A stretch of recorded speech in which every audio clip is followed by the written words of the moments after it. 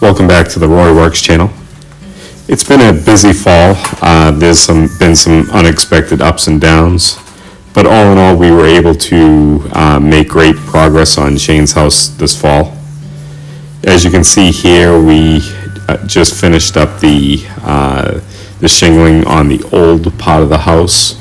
There is a video of this procedure that we went through to rip the front porch off and re-side and reseal the windows. But later on we decided to move on to the main part of the house, which was going to consist of adding a front porch and re-siding all the existing area. We wanted to put that same little roof that's over the window.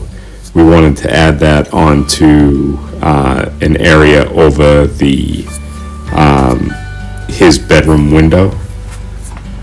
But you can see here we made great progress on that. It actually worked out pretty well, the design. He wanted to go with a more like arts and crafts style with a little bit of a contemporary look too. But he continued on painting the siding on the original part of the house, which worked out pretty well. First thing we decided to do working on this part of the house is we wanted to establish where we were going to put the front porch. First, we figured we'd get rid of the old porch roof, which really didn't go with the design of the house at all. It just looked like it was just something that was thrown on. So we wanted to get rid of that. A little roof like that's kind of tricky because either you have to take it apart piece by piece, which is a lot of work for a little result, or we decided just to rip it off the front of the house. So with a few careful cuts where it met the house, we were able to just pull it right off. It wasn't held on by much. You'll notice we put a lot of support brackets there because we did make a lot of cuts on that roof before we pulled it off, and we just didn't want it to fall off before we wanted it to. Maybe you can use that roof for something else. It might make for like a good little shed or something.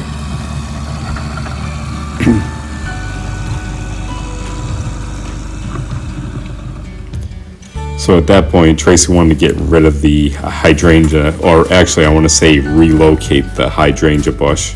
So we actually ended up putting that in the front of the house. So the part that I was dreading the most was taking the siding off the house. Because as you can see there's a lot of evidence of water damage, and I didn't know what we were going to find after taking that siding off. I was hoping there wasn't a lot of destruction. Right there you can see Shane got inundated with yellow jackets. They found that little crack and actually made a big nest inside the house, and I want to say there was about 3 weeks that he was not sleeping in that room because he was getting hundreds and hundreds of yellow jackets in his bedroom. So luckily, after taking that siding off, we found that they did a really good job sealing behind the siding, and there was no rot damage at all. And that was a big relief because we were kind of expecting we would have weeks of structural repair possibly, because it just looked like an area that was catching a ton of water. So we were pretty thankful that they sealed that really well. So as you can see here, we set the main beam, and we set up the ceiling joists and set up a little temporary staging so we could do the siding on the upper level of the house. It worked out pretty well. We almost were going to finish that roof right off, but we figured, you know what, we'll just use the plywood and make a temporary staging. So it worked out really well to be able to side that upper part with ease. Neither one of us are professional carpenters, so all the stability we can get helps when we have to try to figure this stuff out. You can notice we used some sketchy bracing just to hold up that main beam. It worked pretty well though, it held it pretty solid.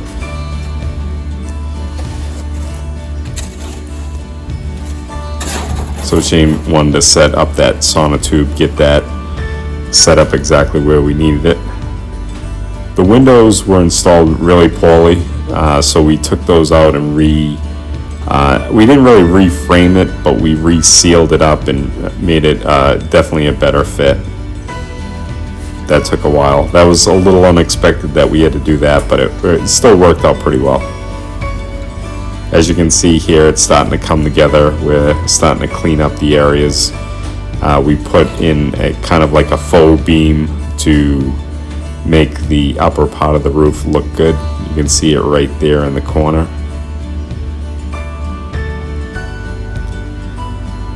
It was good that we set up that beam going across and then used the plumb bob to figure out exactly where that sonotube was supposed to go.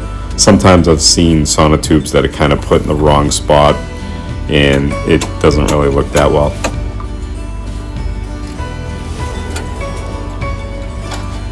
You can see here we're setting up the roof rafters for the porch. Tracy painted them because they're gonna be actually exposed. The style of the house kind of has exposed rafter tails, so it kind of looks good when they're painted. And pre-painting them is definitely easier.